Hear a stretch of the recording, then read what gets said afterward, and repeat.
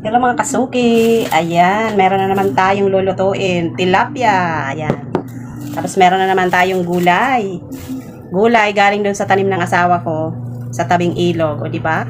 Pag may itinanim, may maaani tayo. Ito yung halo ko dito sa aking tilapia na lulutuin. Sasabawan ko siya tapos aasiman ko siya ng kalamansi. So ito lang yung mga ricado natin. Ayan. Tapos, bumili ako ng kape ko dahil kahit tanghali na magkakape pa din ako. So, ayan yung ating ulam for today. Para sa tanghalian. Magsabaw tayo kasi parang puro lagi na lang prito. Nakakaumay na.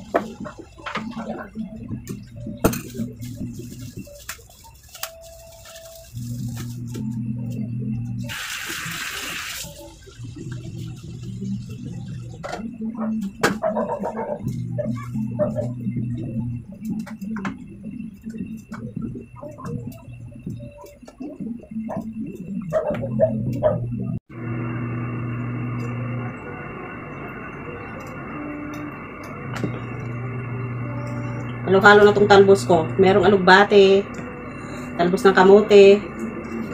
Tapos may nakita akong saluyot. Ayan o. Pinitas ko na din. Sayang. Wala namang problema yan. Basta diretso sa tiyan. Diretso sa tiyan. Ito lang yung ipanghahalo ko. Dinamihan ko na yung talbos. Masarap kasi pag marami. Kumulo na yung ating tubig na mainit. Kaya, ilagay na natin yung ating isda. Lagay natin yung kamatis at sibuyas. Tapos yung ating isda, pang kunti yata yung sabaw natin, dadagdagan na lang natin. Ayan, kunti nga. 2 piraso lang itong isda na binili ko. Kaya na rin natin yung ating sili.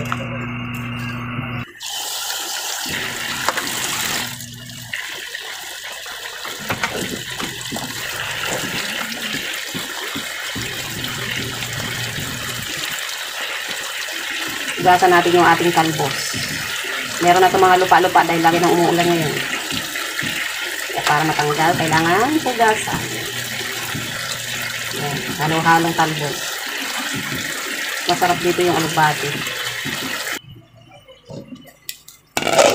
Ayan, lagyan na natin ng asin. Tapos, lagyan din natin ng bitchin.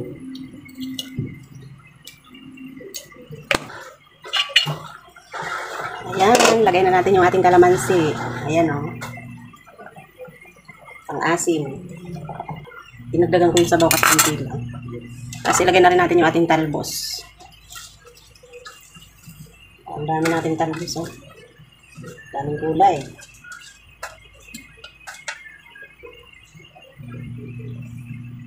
Pakukulong lang natin yan ng saglit.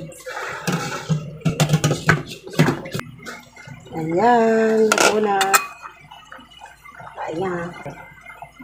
Tingnan natin. Ayan ito. Tara, kaya na. Gusto ko sana yung ano, itong living bit ang akin eh. Yo, init pa to. Ano sa akin yung ate doon. Pero pwede na yun, mura na yun. Magpapadagdag kasi ako ng ano, yung code. Yung pwede sa sasakyan. Oo. Magpapadagdag kasi ako nun. Dahil pwede sa tricycle. Diba? Nagka-tricycle ka ba? Hindi, ganun eh. Hindi, magpapadagdag ako. Magkapit ka na mainit pa to. Mag-ano ko eh. Mamaya, malamig na itong tubig. Practice ako mag-4. Kung matutunan eh. Magkakotse ako malaki. Tara, kain na tayo. Magkakotse ako, di ba? Opo, halika na, kain na. Yan. Yung buhay si Papa, mukhang may ano daw doon sa pilahan yata. Budol fight. Bayarin ko yun. Parang ganun. Madan tayo sa ganyang sitwasyon.